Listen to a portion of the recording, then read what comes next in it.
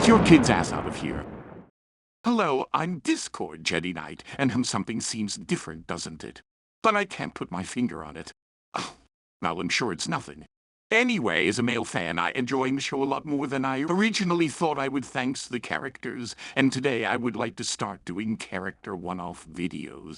Now, I thought long and hard about what exactly these type of videos were going to be and why I could add to the topic of the show.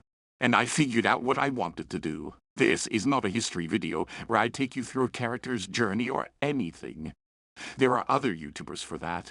No, this is my opinion on the character and what that character means to me, as fleshed out as I can within the span of a few minutes, so without further ado, let's get into our first video on the first pony we ever meet, Twilight Sparkle. But before we begin, please like, share, and subscribe for more videos.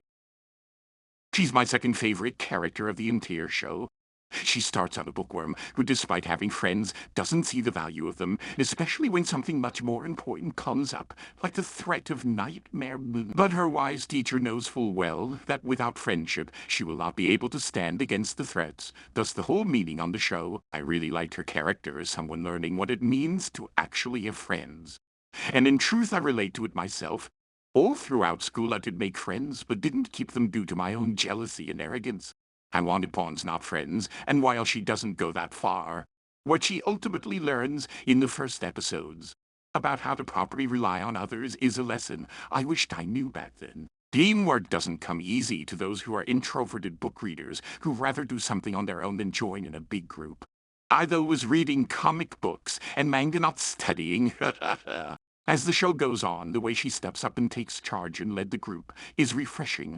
She's willing to listen to others for the bright of the group, but it is very grounded in her reasoning. I also love some of the individual lessons she learns, like as someone who is more fact-based, which is funny. She uses Ishi Unicorn that uses magic, not a scientist, believes there's an explanation for everything and tries to prove it with Pinky, but ultimately learns it's okay not to understand everything. I also like how at the end of the day, she is very flawed and doesn't hide away from them. She often lets anxiety get the better of her, especially when it's such a tiny silly thing like being on time. Sure, it's important, but nothing to completely stress over and go crazy. As the show goes on, she learns how to take a step back and calm down. Think things through, and not freak out. A lesson that I myself have not fully incorporated in my day-to-day life. And when she becomes a princess, at the end of season 3, it shocked me. I never saw it coming despite her having a crown from the elements of harmony. And while a lot of people seem split on this decision, I feel like it was a great step, because it means we could take her on a journey of what it means to have responsibilities for others, and what her own purpose for being a princess, and yes, her at first thinking she needs to do something big, but ultimately is sidetracked and feeling like nothing more but a face and a smile is great to showcase this.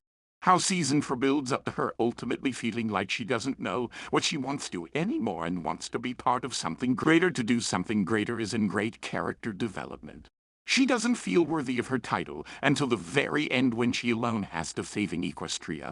Oh, how I love season 4. Anyway, after this, Twilight becomes more of a guiding light who wants to share and teach the magic she learned, and I think her eventually gaining a student in Starlight and then making her school is a great progression towards that, all the way up until she becomes princess of the land.